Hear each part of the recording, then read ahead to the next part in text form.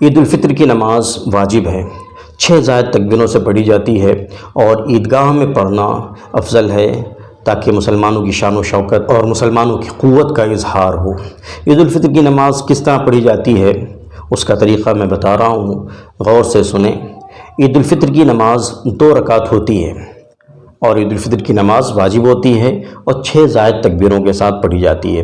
تو سب سے پہلے نیت کریں گے۔ نیت در حقیقت دل کے ارادے کا نام ہوتا ہے۔ آپ نے دل میں ارادہ کر لیا کہ میں عید الفطر کی نماز پڑھنے جا رہا ہوں جو واجب ہے اور 6 زائد تکبیروں کے ساتھ اس امام کے پیچھے، تو یہ کافی ہے۔ زبان سے کہہ لیں تو کوئی حرج نہیں، بہتر ہے۔ استحضار کے لیے زبان سے بھی کہنے میں کوئی حرج نہیں، یہ کہا جا سکتا ہے، بہتر ہے۔ میں نیت کرتا ہوں 2 رکعت نماز عید الفطر واجب مع 6 زائد تکبیروں کے واسطے اللہ کے وہ میرا کعبہ شریف کی طرف پیچھے اس امام کے نیت ہو گئی۔ اس کے بعد پھر اللہ اکبر تکبیر تحریمہ کہی جائے گی، ہاتھ اٹھا کر اللہ اکبر کہہ کر ہاتھ باندھ دیا جائے گا۔ اس کے بعد ثنا پڑھی جائے گی، سبحانک اللہم وبحمدک وتبارک اسمک وتعالی جدک ولا الہ غیرک۔ ثنا پڑھنے کے بعد 3 زائد تکبیریں کہی جائیں گی اور تینوں تکبیروں میں ہاتھ اٹھایا جائے گا۔ اللہ اکبر پہلی تکبیر ہوئی، ہاتھ چھوڑ دیا جائے گا، پھر اللہ اکبر کانوں تک ہاتھ اٹھا کر ہاتھ پھر چھوڑ دیں گے، 2 تکبیریں ہو گئی۔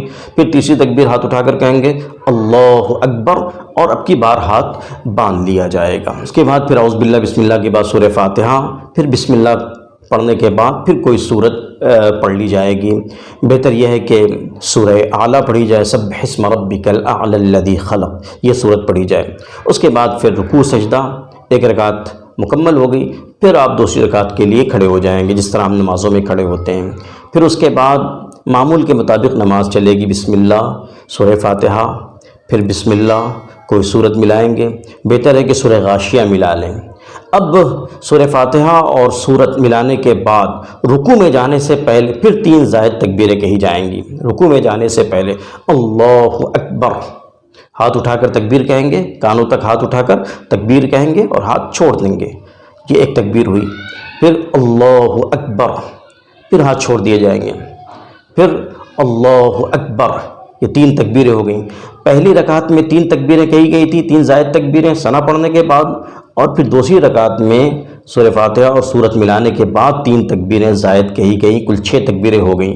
اس کے بعد پھر رکوع کی تکبیر کہتے ہوئے رکوع میں چلے جائیں گے۔ ظاہر سی بات، رکوع کی تکبیر میں کانوں تک ہاتھ نہیں اٹھائیں گے، اللہ اکبر کہہ کے پھر رکوع میں چلے جائیں گے، پھر معمول کے مطابق نماز پوری کی جائے گی۔ یہ عید الفطر کی نماز پڑھنے کا آسان طریقہ ہے، اس طرح آپ عید الفطر کی نماز پڑھیں۔